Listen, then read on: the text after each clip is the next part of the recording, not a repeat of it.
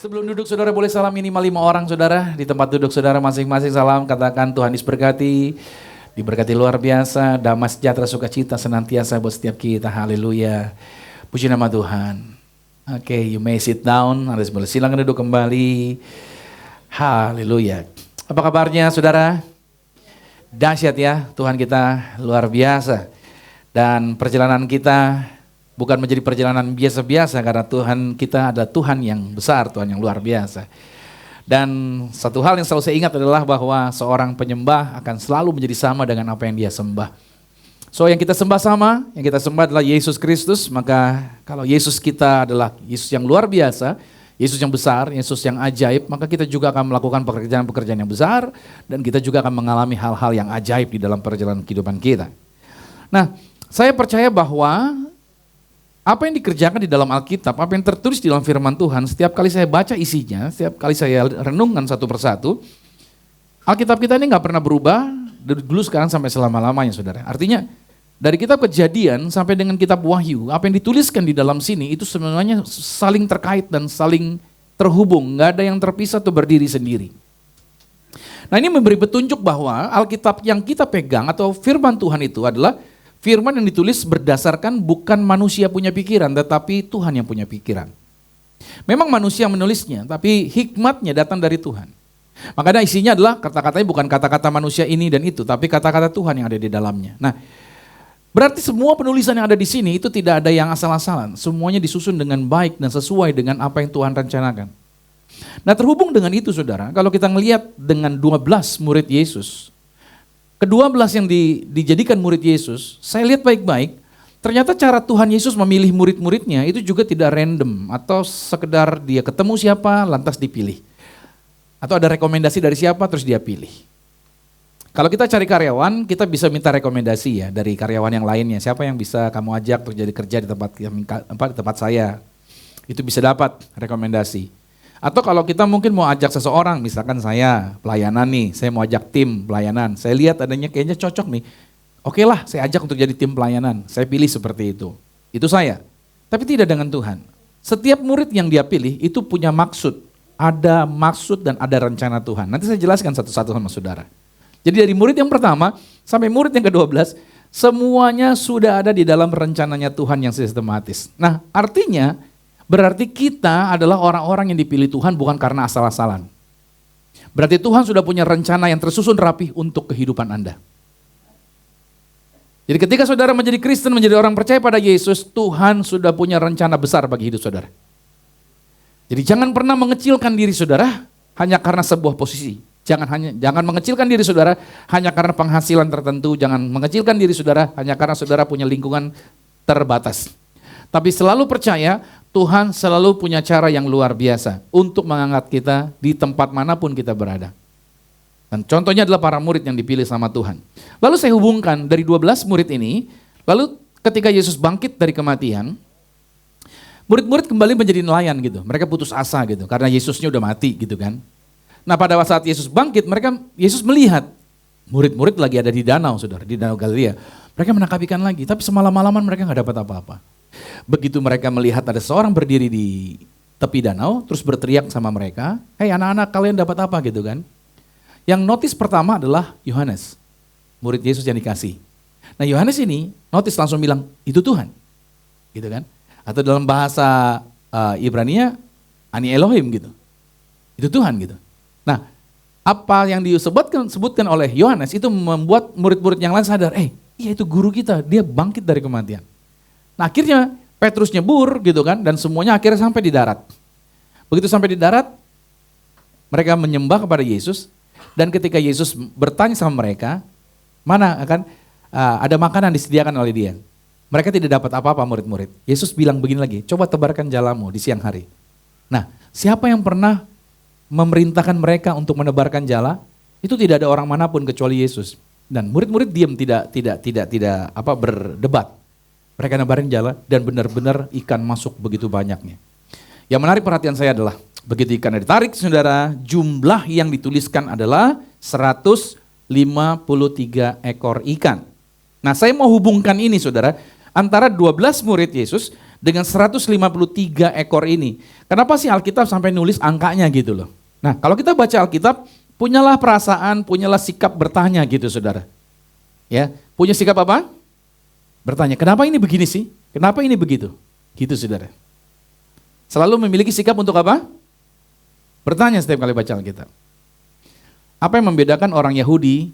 Kenapa orang Yahudi yang jumlahnya sedikit, kok mereka bisa dapat banyak peraih Nobel dibandingkan kita orang-orang yang di luar Yahudi?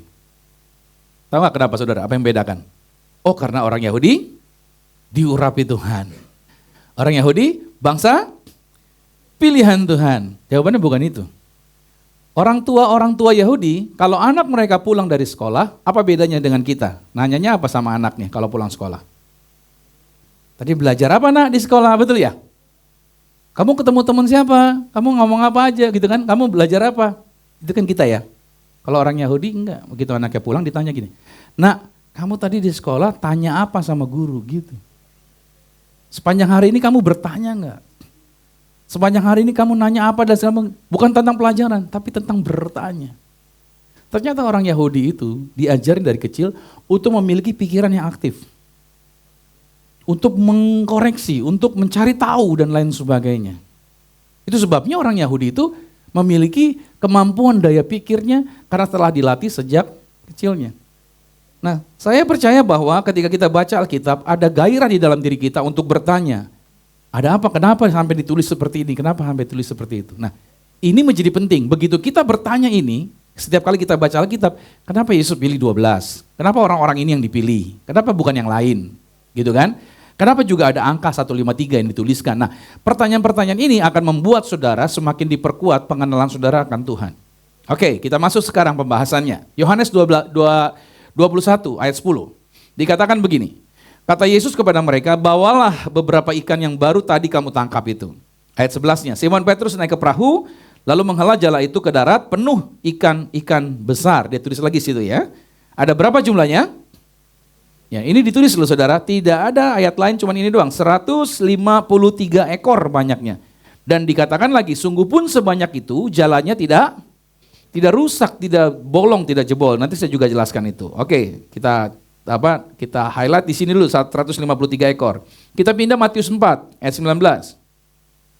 Yesus berkata kepada mereka, "Come, mari ikutlah aku dan kamu akan kujadikan penjala manusia."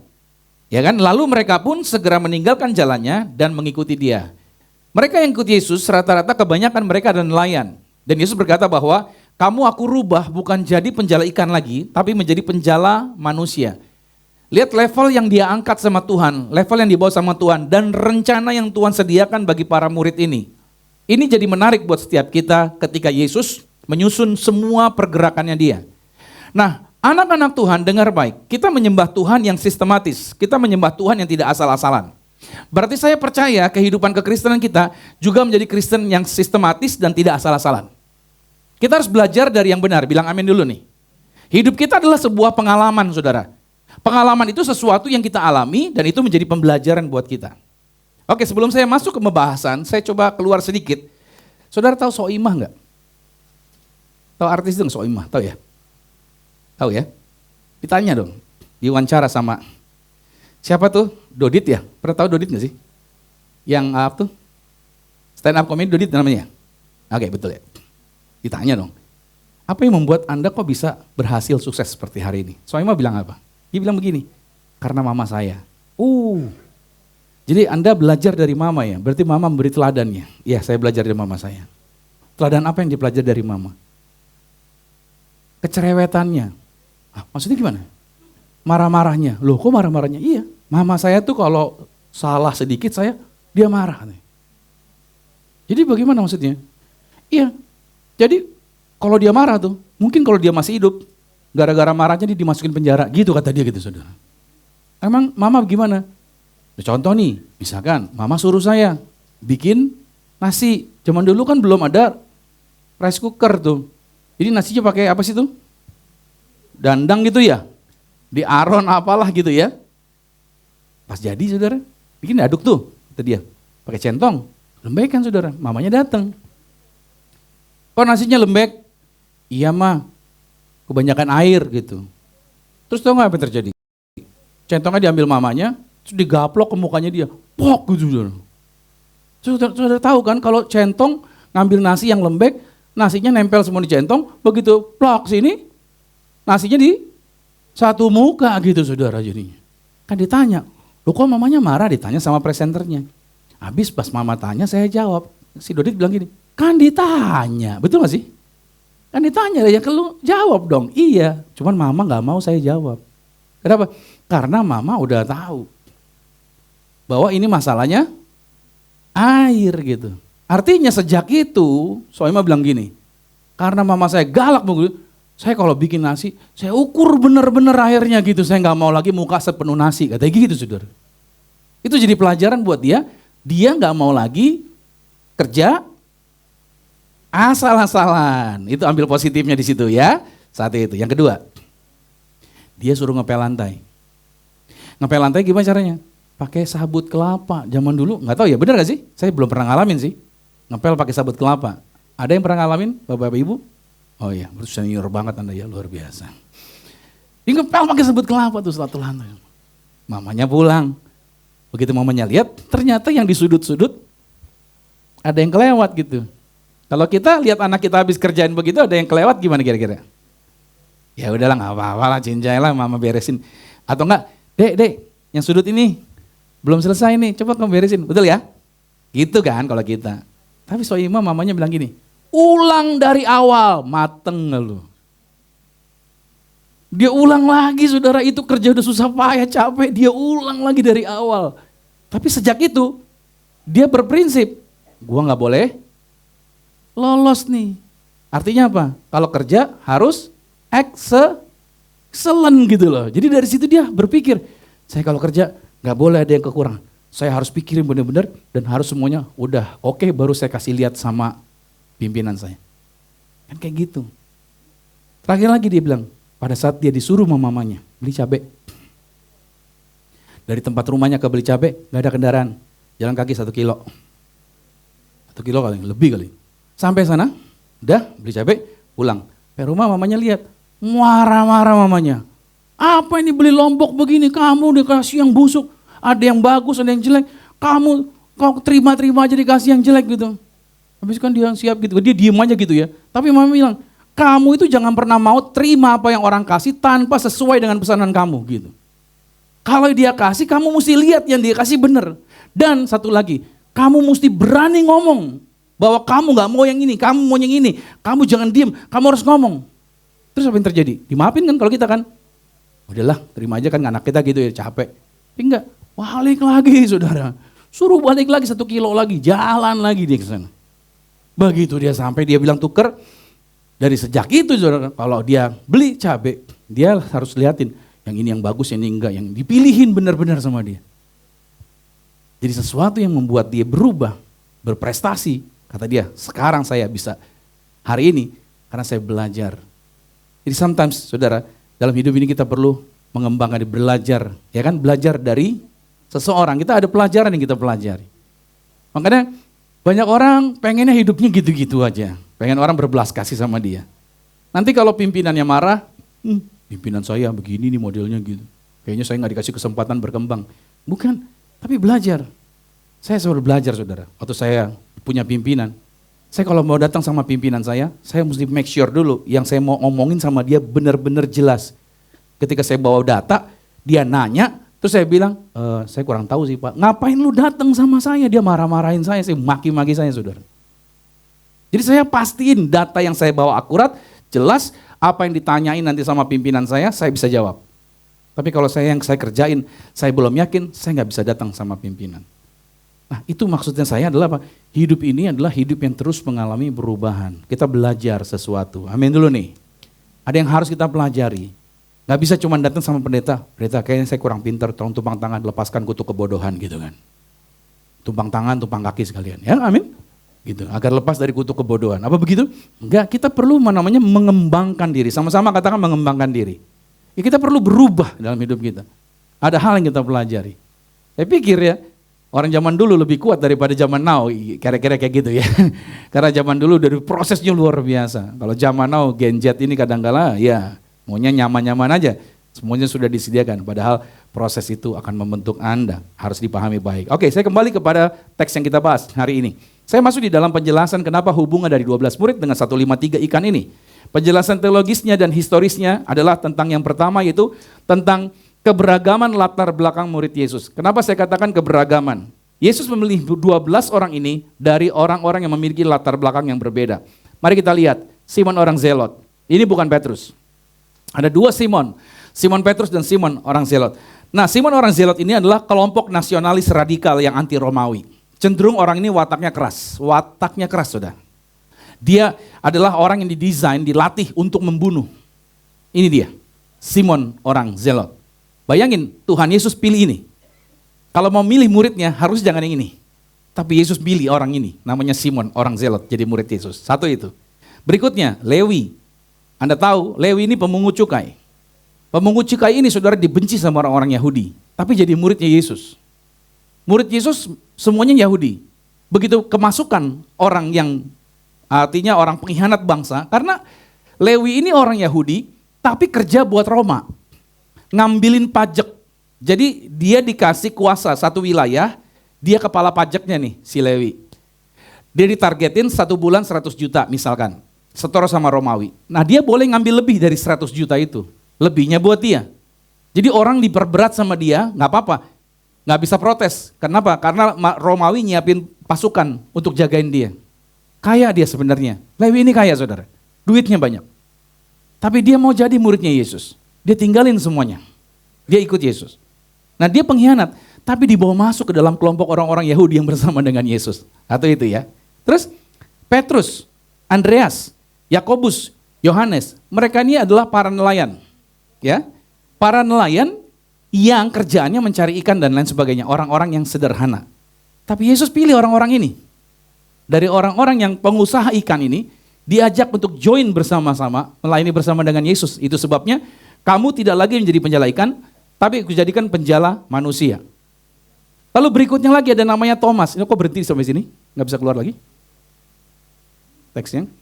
Yang berikut lagi adalah Thomas. Anda tahu siapa Thomas? Thomas itu adalah seorang usahawan anggur. Pada waktu Yesus menjadikan anggur di Kana, Thomas adalah vendor pernikahan untuk menyiapkan anggur. Siapa Thomas? Thomas seorang yang skeptis, seorang yang rasional. Dia tidak bisa berkata gini, Anda nggak bisa datang sama Thomas dengan begini, gue dengar ya katanya. Nggak bisa dia dengar katanya, dia harus dengan data, dia dengan data yang jelas. Oleh sebab itu ketika air dituang ke dalam kendi dan Yesus bilang ambil ini, cedok kasih ke kepala kepala pesta bahwa ini adalah anggur, buat Thomas itu sesuatu yang mustahil, itu adalah air putih. Tapi begitu jadi anggur dicobain, dicicipin sama kepala pesta, Thomas luar biasa. Seorang yang skeptis dan rasional ini, hari itu dia benar-benar berubah total, makanya dia mau ikut dengan Yesus. Nah Yesus pilih ini, seorang yang bernama Thomas. Dan yang terakhir adalah Nathanael. Nathanael ini juga, ini saya beberapa pilihan saja saudara ya. Nathanael yang dipilih juga, ini seorang yang punya integritas yang tinggi. Karena pada waktu ditanya, kamu mau ikut gak jadi murid Yesus gitu ya. Salah satu mengajak dia gitu ya. Tapi Nathanael bilang begini, bahwa adakah yang baik datang dari Nazaret? Maksudnya, Yesus berasal dari Nazaret. Nathanael tahu, kota Nazaret bukan kota yang baik-baik saudara. Orang-orangnya tuh orang-orang yang cemar dan lain sebagainya. Tapi Yesus justru pilih seorang yang bernama Nathanael. Karena dia seorang yang murni, seorang Israel yang sejati, seorang yang berintegritas. Nah, kelompok ini saudara dijadikan satu oleh Yesus di dalam sebuah grup. Ini memberi petunjuk bahwa mereka berbeda, tidak dari latar belakang yang sama, tidak dari latar belakang ekonomi yang sama, tidak dari latar belakang sosial yang sama, bahkan temperamen mereka juga berbeda. Ini memberi petunjuk bahwa mereka yang berbeda disatukan untuk satu misi memberitakan Injil Tuhan Yesus. Ini memberi petunjuk buat setiap kita bahwa kita semua yang ada di sini, kita berbeda. Diciptakan berbeda itu baik saudara, berbeda itu bukan bermusuhan. Tapi berbeda itu justru adalah berkat dan anugerah Tuhan. Bayangin kalau semua wanita di tempat ini sama seperti istri saya. Kira-kira menurut saudara logikanya, saya bingung gak nyari istri saya? Saya bingung nggak? Pasti bingung lah. Semua wanita di sini mirip dengan istri saya. Semua pria di sini sama seperti saya. Kira-kira istri saya bingung cari mana suaminya? Bingung. Jadi bersyukurlah kalau suami Anda mungkin agak melebar ke kanan, melebar ke kiri. Beda dari yang lain. Itu berarti laki saya tuh. Gitu saudara. Ketika wanita yang menjadi istri saudara tampak berbeda dengan model rambut yang berbeda dan lain sebagainya. Saya cuma mau katakan, Anda berbeda justru untuk apa? Untuk diberkati dalam keberagaman. Perbedaan bukan untuk bermusuhan. Tapi perbedaan untuk bersatu menghasilkan sesuatu yang besar. Jadi berbeda itu baik. Makanya suami istri diciptakan Tuhan untuk menikah karena mereka sama atau karena mereka berbeda. Laki perempuan pasti berbeda? Pasti. Cara bicaranya juga berbeda. Cara menangani masalah juga berbeda. Kalau perempuan menangani masalah dengan apa? Perasaan dulu yang di depan. Rasa-rasanya gitu. Kenapa ya? Kok dia berkata begitu? Rasa-rasanya gitu. Dia berasa dulu. Itu perempuan, baru berlogika. Makanya perempuan lebih gampang untuk diajak join ngambil kartu kredit. Karena pakai perasaan. Ada banyak diskonnya bu, gitu kan. Coba deh, rugi kalau dilewatin. Ambil diskonnya. Nah perempuan tuh dimainin perasaan itu. Apalagi kalau yang jualan sambil memainkan drama gitu saudara. Lebih cepat lagi itu saudara. Tapi kalau laki-laki yang lebih di depan adalah logikanya. Perasaannya baru di belakangnya. Makanya perempuan lebih suka untuk dinyatakan I love you gitu. Tapi kalau laki-laki jarang mengucapkannya. Karena laki-laki lebih berpakaian dengan logikanya dia, lebih tenang. Makanya perempuan kalau punya masalah, perasaannya diungkapkan langsung. Laki-laki sulit. Makanya kesulitan anak laki itu adalah sulit mengungkapkan perasaan jadi kata-kata. Kalau perempuan, apa perasaannya? Dia langsung, gitu. Gua gak suka nih, tuh perempuan ya. Gua gak suka tuh tadi tuh ketemu dia dengan dia tuh. Gak enak banget cara ngomong dan lain sebagainya, dia cerita. Tapi kalau laki-laki begitu gak? Ketemu istri, sayang, gue tuh gak suka ya. Kira-kira kalau laki-laki ngomong gitu gimana? Melambai kan? Gue tuh gak suka. Gitu. Laki-laki berubah perasaan jadi kata-kata gak bisa. Itulah berbeda, sama-sama katakan berbeda. Ya laki-laki dengan perempuan berbeda. Bukan untuk untuk bersaing maksud saya. Bukan untuk bersaing. Tapi untuk saling melengkapi. Ada yang perempuannya energik, ada yang laki-lakinya slow. Lihat deh rumah tangga deh. Kenapa begitu? Untuk saling melengkapi. Kalau yang laki-lakinya power, yang perempuannya power, bentrok terus dia. Ya kan? Sebentar suaminya diangkat, besoknya istri diangkat gitu saudara. Tapi kalau beda itu menjadi saling menguatkan, saling membangun. Itu bedanya. Ada yang ngomongnya cepat, ada yang satu ngomongnya slow. Saya sama istri saya, dia seorang yang konseptor, saya seorang yang suka ngegas. Jadi saya tipenya, ada ide, gas. Kalau dia enggak, direm saya sama dia. Untuk apa? Kita bikin dulu konsepnya, atur dulu dengan baik. Begitu caranya. Jadi perbedaan itu bukan sebuah permusuhan. Hari-hari ini di Indonesia, seringkali ribut cuma gara-gara apa? Ya beda kepercayaan, beda suku, beda latar belakang dan lain sebagainya. Itu diributin itu terus. Beda apa lagi? Jenjang pendidikan dan lain sebagainya. Kita sibuk dengan perbedaan. Padahal Yesus memberi petunjuk dari 12 murid yang dia berbeda-beda ini. Justru Tuhan membangun di dalam keberagaman karena itu adalah berkat di dalam keberagaman. Karena semua kita di dalam satu grup, misalkan kita dalam satu gereja ini. Gak semua orang punya kemampuan yang sama, betul ya? Ada orang yang kuat di area tertentu, ada orang yang lemah di area yang lain. Kitab Roma berkata yang kuat justru menolong yang lemah. Kita juga punya kelemahan. Saya kuat di satu area, tapi saya lemah di area yang lain. Saya kuat di dalam memimpin, jadi pengkhotbah, pembicara, saya bisa berdoa buat Anda. Tapi saya lemah di dalam main musik, saya nggak mampu main musik. So saya butuh orang lain. Nah kenapa Tuhan kasih keberagaman? Agar kita tidak ada yang superior, agar kita butuh orang lain di sekitar kita. Amin. Mujizat 153 sekarang, kita masuk. Kenapa disebut 153? Ini banyak tafsiran, saya bagikan buat saudara. Tafsiran yang pertama tentang ikan 153 ini, tafsiran literal historis, jumlah ikannya benar-benar dihitung 153. Jalannya nggak robek, maksudnya bagaimana? Jala itu ada kuotanya saudara. Ada kuota jumlah ikan, jumlah kiloannya, jumlah beratnya. Tapi jumlah yang masuk udah overload sebenarnya. Tapi Alkitab menulis, jalannya tidak koyak. Ini memberi petunjuk buat saudara, berkat yang Tuhan kasih buat saudara, tidak akan merusak hidup Anda. Sama, bukan cuma berkat. Ketika saudara berhadapan dengan tantangan, tantangan tidak akan pernah merobek hidup Anda.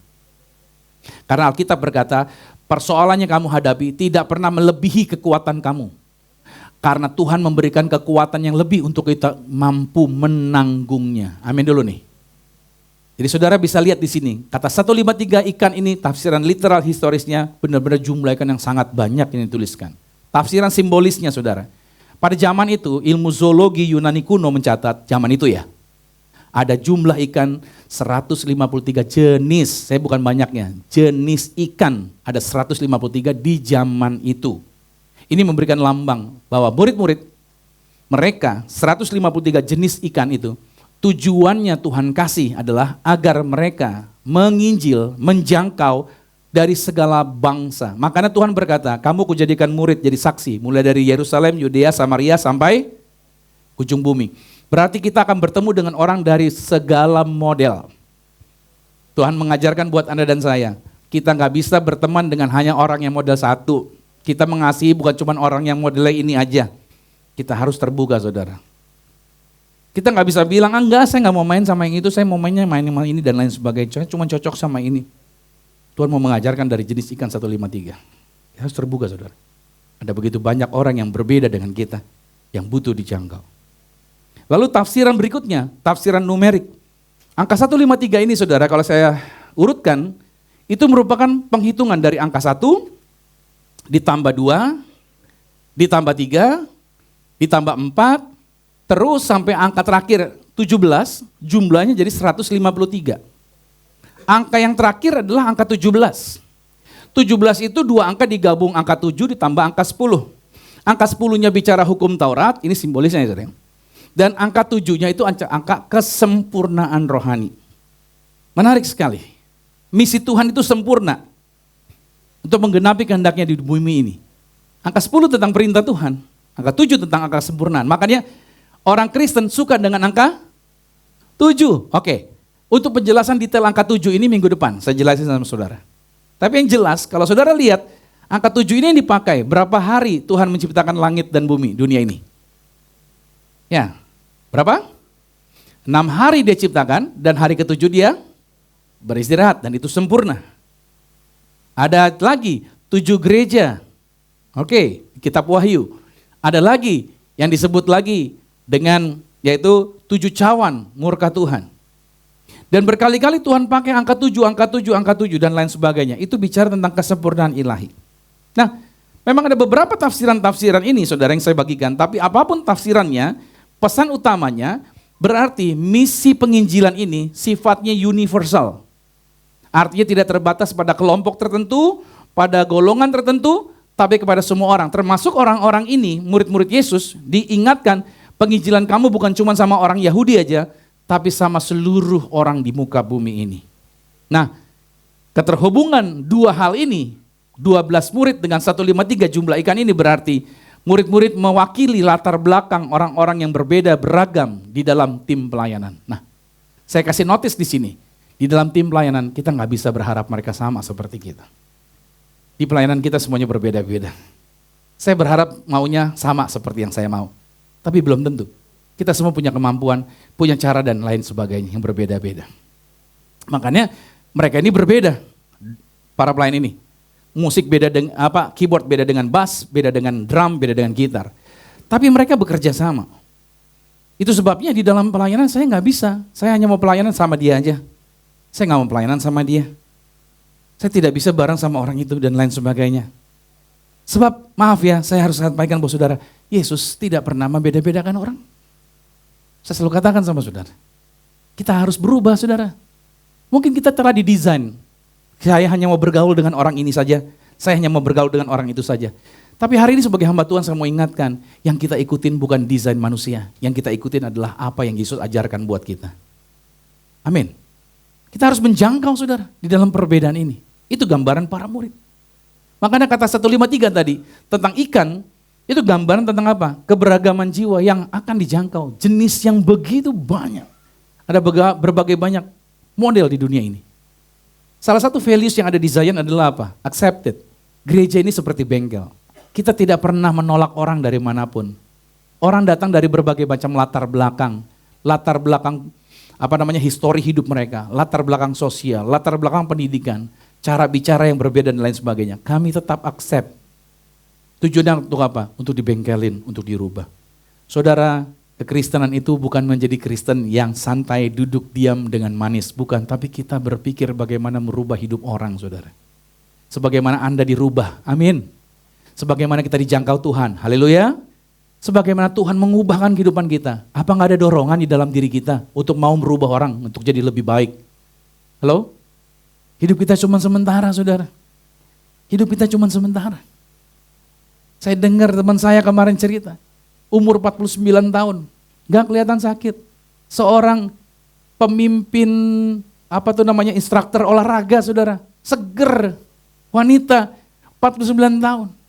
Tapi akhirnya, tak tahu dia mengalami sebuah benjolan di leher di payudaranya, saudara. Ada benjolan. Dia obatin dengan segala macam gitu ya. Tapi gara-gara dia kebanyakan dengar omongan orang, kata orang begini, akhirnya jadi heboh sendiri dia. Padahal sehat, saudara, seger. Tapi akhirnya apa? Meninggal dunia. Dengan penyakit tersebut. Kita gak tahu umur kita. Sampai kapan? Saya berdoa saudara umur panjang. Tapi saya mau katakan saudara, kalau masih ada umur yang dikasih sama Tuhan, ayo kita pergunakan untuk kita dipakai Tuhan sesuai dengan kehendaknya Tuhan. Bukan lagi menurut apa yang saya mau, apa yang baik menurut saya, tapi apa yang baik dan apa yang maunya Tuhan. Itu yang harusnya kita kerjakan. So pesan Yesus, persatuan di antara perbedaan tadi, itu adalah kunci keberhasilan daripada misi kerajaan Tuhan. Sama seperti halnya musik ini, kalau kita bersatu, maka kita akan berhasil menghasilkan sebuah instrumen musik yang luar biasa. Pujian penyembahan akan menjadi baik ketika mereka yang berbeda, mereka yang beragam ini bersatu bersama-sama. Dan mereka menghasilkan sesuatu yang besar. Nah, berarti perbedaan itu adalah anugerah. Sama-sama katakan perbedaan adalah anugerah. Jadi jangan cari orang yang sama. Jangan cari orang yang sama. Monoton, membosankan. Halo? Ya kan? Kita tidak didesain untuk menjadi sama. Saya pikir ya, harusnya pendidikan di Indonesia, kalau anak sekolah, jangan dikasih bajunya seragam, biar ini berbeda-beda. Betul gak sih? Kita kebanyakan dibikin apa? Seragam sih ya, semua harus seragam, ngikutin seragamnya, ngikutin. Akhirnya kita sulit berkembang, karena kita sulit menerima perbedaan. So, kita harus belajar untuk bisa berbeda, gak apa-apa, berbeda itu baik, amin? Karena kita tahu, kita punya panduannya satu, ada di dalam firman Tuhan. Nah, saya masuk di tema khotbah saya. Judul kita hari ini berbicara mengenai menjala semua bangsa. Jadi keterhubungan tadi saya coba jelaskan dulu di depan. Dan saya masuk dengan cepat. Menjala semua bangsa karena kebangkitan Yesus itu membawa babak baru dalam pelayanan para muridnya. Dari kelompok, tahu gak saudara, latar belakang para murid Yesus. Itu orang-orang yang takut, saudara. Orang-orang yang punya kemampuan-kemampuan yang luar biasa. Tapi Tuhan Yesus percayain loh sama mereka. Yesus nih mau pergi ke sorga, terus mempercayakan pelayanan besarnya sama 12 orang yang pernah kabur pada waktu Yesus ditangkap. Ada lagi yang bilang saya rela mati. Ketika Yesus ditangkap saya rela mati, dia bilang gitu. Tapi begitu Yesus ditangkap, dia ngapain? Menyangkal Yesus berapa kali? 3 kali. Namanya siapa? Bayangin saudara, Yesus akan mempercayakan pelayanan yang besar sama orang-orang seperti ini. Saudara punya perusahaan besar, hebat. Terus saudara mau pergi ke luar negeri, kira-kira saudara akan mempercayakan perusahaan tersebut sama orang yang capable, berkualitas, atau orang yang tidak jelas? Sama orang yang berkualitas atau orang yang gak jelas? Pasti, logika kita. Nah Yesus harus mempercayakan ini sama orang yang berkualitas harusnya. Tapi murid-murid tidak berkualitas. Tapi di sini saya mau katakan, apa yang Tuhan sudah pilih, maka Tuhan bekerja di dalam orang itu dan Tuhan yang akan membuat dia berhasil. Semua kita mungkin berkata begini, Pastor, saya untuk dipakai sebagai alatnya Tuhan, saya kurang mampu, saya kurang hebat, dan saya tidak memenuhi syarat. Setuju, saya setuju dengan pernyataan saudara. Karena sampai hari ini belum ada orang yang memenuhi syarat untuk dipakai Tuhan. Ini kabar baiknya. Belum ada orang yang memenuhi syarat untuk dapat dipakai oleh Tuhan. Kenapa demikian saya katakan? Agar tidak ada yang merasa hebat dan merasa sombong dengan kemampuannya. Karena kita masih bisa buat salah nggak? Halo? Masih bisa keliru nggak? Masih bisa error? Nah, disinilah perannya Tuhan bekerja di dalam kehidupan Anda dan saya. Kita dipanggil bukan karena kita dipanggil jadi orang ternama. Tuhan tidak lihat karena kita terkenal, karena kita punya kepandaian, kita punya IQ yang tinggi. No, bukan itu. Tuhan panggil kita karena Tuhan mau kita bergerak sesuai dengan desain yang telah Tuhan tetapkan sejak kita ada di dalam kandungan ibu kita. Tuhan telah punya rencana bagi kehidupan saudara. Makanya saya katakan buat saudara, Yesus mengubah para penjala manusia, orang-orang yang tadinya, penjala ikan ini. Orang-orang yang tadinya biasa-biasa, dipakai Tuhan menjadi penjala manusia. Makanya mujizat 153, ikan yang ada di tepi danau Galilea, itu memberikan pesan kenabian bagi para murid. Jadi para murid tunjukkan di depan mereka, bahwa mereka akan melangkah di dalam pelayanan yang besar dengan jumlah yang tak terbatas. Nah, menjala semua bangsa, poin yang pertama saya mau sampaikan buat saudara, Yesus memanggil dari segala latar belakang. Berarti ingat baik, latar belakangmu tidak menjadi masalah. Saudara mungkin punya histori yang tidak baik. Anda mungkin berkata hari ini, Pastor, saya bukan dari orang Kristen yang baik-baik. Atau saya dulunya bukan Kristen, atau apapun juga. Atau kita pernah punya tindakan sikap yang sangat-sangat tidak baik. Tapi hari ini ada kabar baiknya, Tuhan tetap bisa memakai Anda. Contoh tadi saya katakan saudara, Simon orang Zelot sama Matius atau Lewi, itu dua model karakter yang berbeda. Simon orang Zelot itu saudara keras karakternya, sedangkan Lewi ini orang yang lembut, orang yang tenang. Bayangin ya, orang keras sama orang tenang jadi satu di dalam grup nih. Pernah punya grup? Satunya keras, satunya tenang, slow. Yang kalau ada bom meledak, oh ada bom gitu tuh. Slow, tenang aja gitu loh. Nggak gesit kerjanya. Nah di dalam satu grup seperti ini, kira-kira orang yang gesit ketemu dengan yang slow begini, kira-kira gimana nih? Suka banyak konflik nggak? Suka banyak gesekan nggak? Nyaman nggak kira-kira? Iyalah pasti. Pasti kan nyaman, nggak nyaman nih. Tapi ini digabung sama Tuhan. Dua kutub yang berbeda. Kadang-kala kita akan ketemu dengan orang-orang yang kutubnya nggak sama dengan kita. Tapi di situ challenge-nya. Untuk apa? Untuk kita bekerja sama. Karena yang kita kejar bukan tentang kita. Yang kita kejar tentang Tuhan. Bilang amin dulu nih. Saya selalu bilang sama teman-teman semua yang melayani bahwa ingat baik. Kalau di sini cuma kamu yang berhasil, tapi kamu tidak membuat orang lain juga jadi berhasil. Berarti kamu gagal. Saya selalu bilang bahwa tim pastoral, saya angkat mereka, saya promote mereka. Tujuannya agar apa? Agar mereka bisa jadi seperti saya. Bahkan saya tidak takut, saya akan ajak mereka untuk mereka lebih baik dari saya. Berarti saya berhasil. Kalau saya bisa membuat mereka lebih baik daripada saya. Saya tidak pernah ketakutan. Ketika ada orang datang, saya langsung merasa bahwa, aduh, ada saingan nih, ada yang akan menggeser saya, dan lain sebagainya. Berhenti berpikir seperti itu. Harusnya kita berpikir untuk melangkah maju. Sometimes saya katakan sama saudara, untuk menerima yang baru, yang lama harus dilepas. Kita perlu melepaskan tempat kita yang lama dan kita masuk ke level yang baru yang berbeda. Tuhan tuh kalau bawa kita saudara, pasti keluar dari zona nyaman kita. Untuk dibawa masuk ke tempat level yang belum kita pernah ada di situ. Biasanya kita milih apa? Saya maunya tempat yang biasa aja deh, yang saya udah terbiasa. Makanya hidup kita seringkali jatuh dalam rutinitas. Semua orang senangnya rutinitas, hidupnya begitu aja. Flat, bangun jam sekian, mandi, olahraga, terus buat ini, gitu-gitu aja. Udah bisa kebaca. Di dalam Tuhan, kehidupan kita akan dibawa Tuhan ke jenjang selanjutnya dan dibawa dalam perubahan-perubahan. Halo, izinkan Tuhan bawa Anda. Makanya saya katakan, murid-murid dari dua kutub yang berbeda bisa dijadikan satu. Itu challenge-nya saudara, untuk mereka berubah, untuk mereka berkembang. Makanya Tuhan itu memanggil kita apa adanya. Tidak perlu saudara harus ikutin model orang dulu. Nggak perlu saudara berkata, karena saya masuk di kelompok yang modelnya seperti ini, saya harus seperti ini. Tidak, kita harusnya belajar bergerak sebagaimana Tuhan desain kita dari awal, ya sudah kita bersuka cita aja di area itu. Saya sudah pernah katakan sama saudara, bersyukurlah dengan wajah yang ada pada Anda. Amin dulu nih. Bersyukurlah dengan model rambut Anda. Bersyukurlah dengan tinggi badan Anda, bersyukurlah dengan warna kulit Anda, bersyukurlah dengan postur tubuh Anda. Anda nggak perlu merasa bahwa kayaknya saya kurang langsing deh. Ya kalau mau kesehatan silahkan.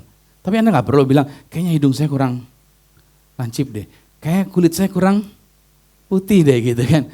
Ada orang yang berkata, aduh kayak kehitaman gitu. Kayak kurang cantik kalau nggak putih. Tapi saudara, menurut Salomo, wanita yang cantik itu wanita yang tanning, saudara. Tahu tanning nggak? Yang agak gelap. Justru menurut Salomo yang gelap itu cantik. Tapi menurut kita mungkin yang lebih bening istilahnya putih. Kalau di India, wanita-wanita, anak-anak sejak kecil disuruh minum susu banyak. Kenapa? Karena wanita di India tuh harus besar. Karena besar itu membuktikan mereka makmur. Tuh bayangin saudara. Jadi kalau ada wanita yang besar di sini, Anda berarti makmur. Puji Tuhan ya. Jadi saya bisa menghibur para wanita yang sudah mulai oversize pakaiannya, saya hibur Anda, jangan takut. Anda berarti makmur. Lihatnya dari ukuran, jangan dari ukuran Korea, tapi ukuran India. Itu dia ya. Puji Tuhan, haleluya. Nah artinya kita berbeda, it's okay saudara. Karena Tuhan mempersatukan dengan tujuan-tujuan bersama. Yang kita kejar bukan tujuan pribadi, tapi tujuan bersama. Kalau saudara mau jalan cepat, jalanlah sendiri. Tapi kalau saudara mau jalannya panjang, jalanlah bersama-sama. Saudara mau panjang? Ayo. Kita bersama-sama. Makanya kenapa saudara saya invite, yuk join semua tim ini mereka melayani. Ayo sama-sama kita di Zion, kenapa? Karena kita perjalanan panjang nih. Amen. Ada banyak pekerjaan besar yang kita kerjakan. So please, di dalam latar belakang kita yang berbeda-beda, bukan untuk saling menyerang, bukan saling mencurigai, tapi saling membangun satu dengan yang lainnya. Halo, saya tidak hebat-hebat amat, saya juga punya kekurangan. Tetapi saya belajar untuk menerima orang, karena saya tahu saya punya kekurangan. Kita belajar berjalan bersama dengan. Tujuan untuk apa? Bukan untuk kepentingan pribadi, tapi tujuan untuk kepentingan nama Tuhan.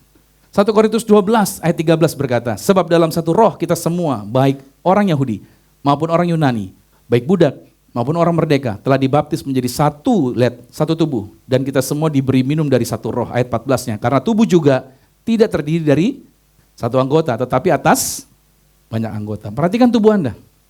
Tanganmu berbeda dari kaki.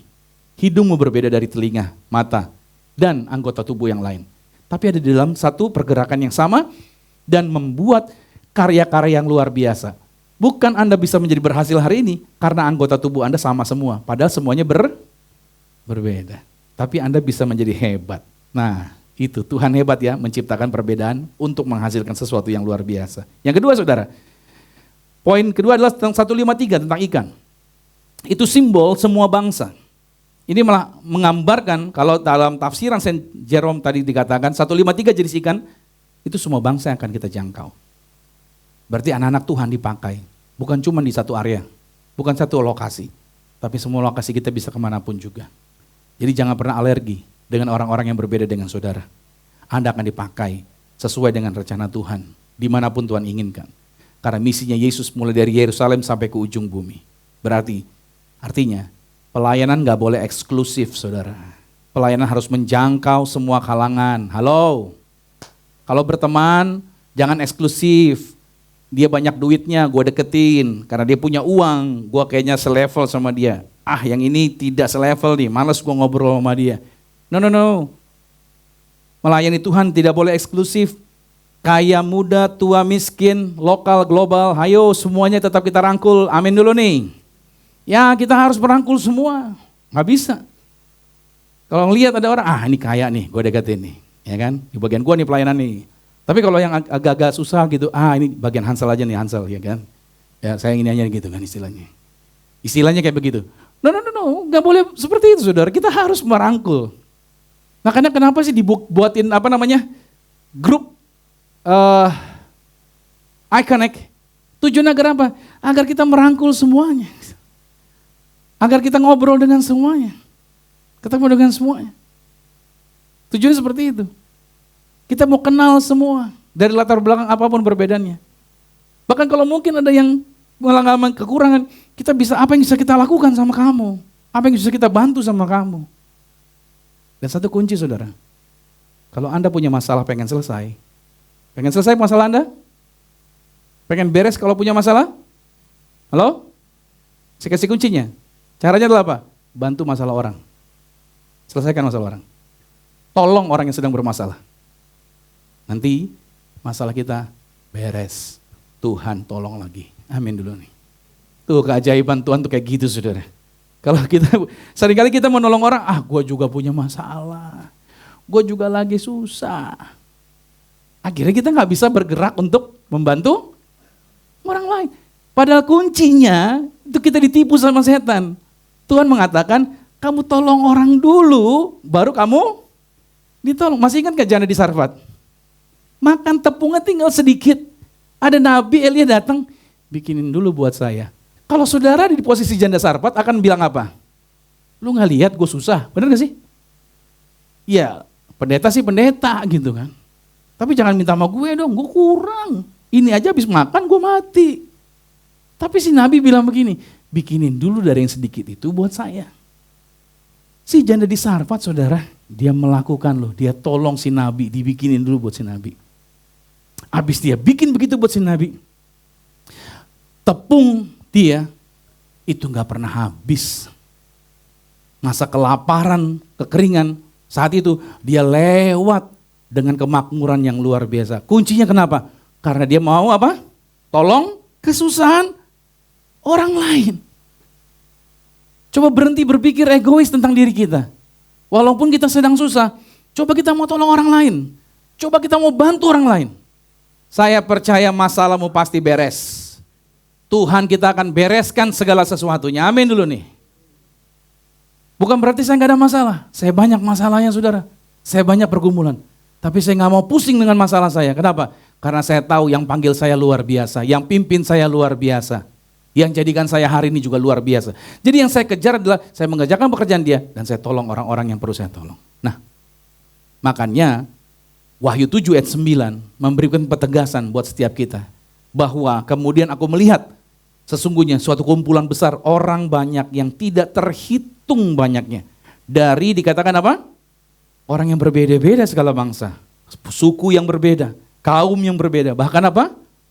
Bahasa yang berbeda. Berdiri di hadapan tahta, di hadapan anak domba. Memakai jubah putih, memegang daun palem tangan mereka. Makanya saya pelayanan gak khusus hanya orang Chinese saja, enggak. Saya juga ketemu dengan orang Jawa. Saya pelayanan, saya orang Tapanuli juga saya layani. Orang Betawi, orang Kalimantan. Bahkan sekaligus saya sama orang Papua juga saya layani. Saya pernah ke Papua saudara, khotbah di sana. Wah, setelah selesai khotbah, orang Papua akan berterima kasih. Bahkan mereka maju ke depan. Dan saya diminta, mereka peluk saya, ini laki-laki saudara. Wah peluk saya, wah saudara.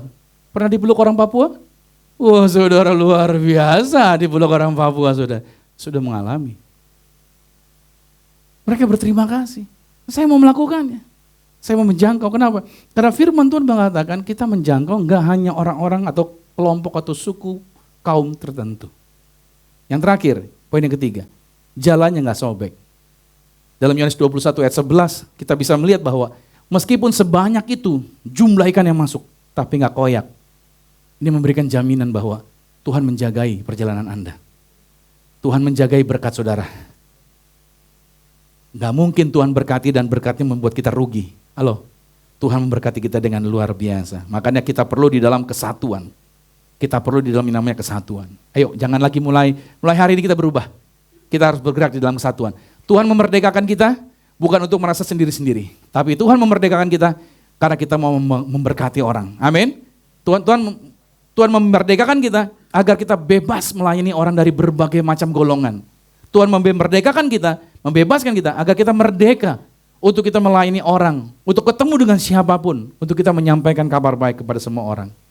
Yesus berdoa dalam Yohanes 17 ayat 21, supaya mereka semua menjadi satu, sama seperti Engkau ya Bapa, di dalam aku di dalam Engkau, agar mereka juga di dalam kita, supaya dunia percaya bahwa Engkaulah yang telah mengutus aku. Yesus pun berdoa agar kita jangan sungkan dengan perbedaan. Saya simpulkan, Yesus yang bangkit memanggil kita untuk menjala semua bangsa, dia pakai keberagaman tadi sebagai kekuatan. Ingat ya, perbedaan itu bukan penghalang, tapi kekuatan. Amin. Berbeda kita semua ini, itu bukan penghalang, tapi justru menjadi kekuatan. Untuk apa? Untuk bergerak, menjadi baik, berkarya menghasilkan yang luar biasa. 153 ikan, itu pengingat. Misi kita tuh lintas batas, lintas budaya. Dan itu diperlukan yang namanya kesatuan. Bayangkan saudara, ketika kita narik jala, Kalau kita jadi nelayan, di dalam jala kita ada ikan berbagai macam warna, ukuran, dan bentuk. Berbeda-beda. Saudara tahu nggak? Di surga itu seperti itu. Berbeda-beda. Gak ada yang sama. Tuhan yang mengatakan Tuhan menerima semuanya. Penuh orang dari segala bangsa untuk dijangkau dengan kasih-Nya Tuhan. Dan saya closing hari ini. Mari kita buang jala kita. Artinya mari kita jadi alatnya Tuhan.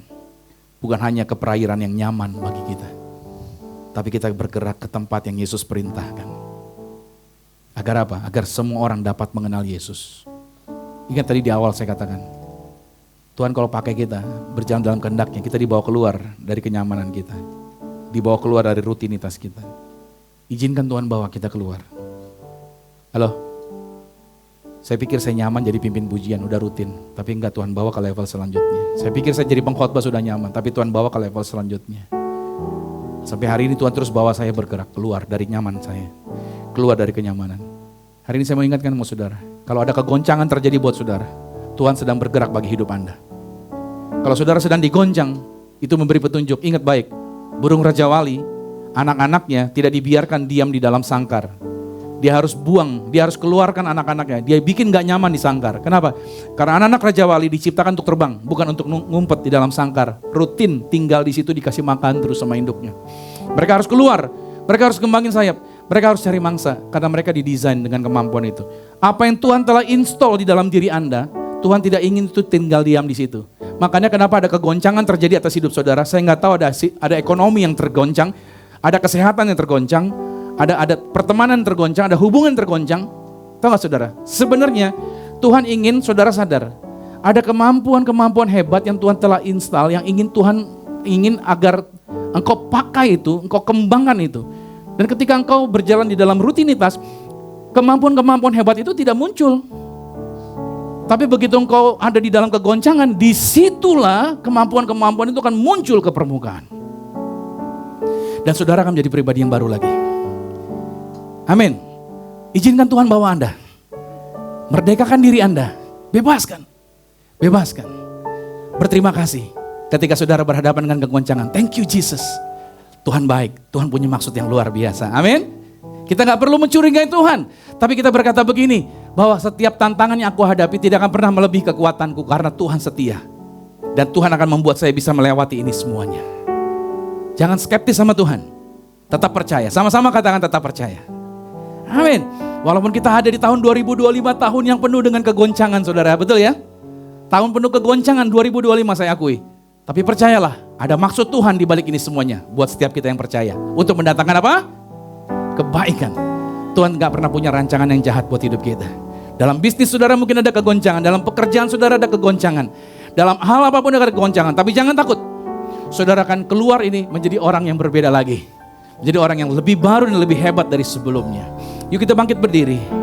Kita mau datang sama Tuhan.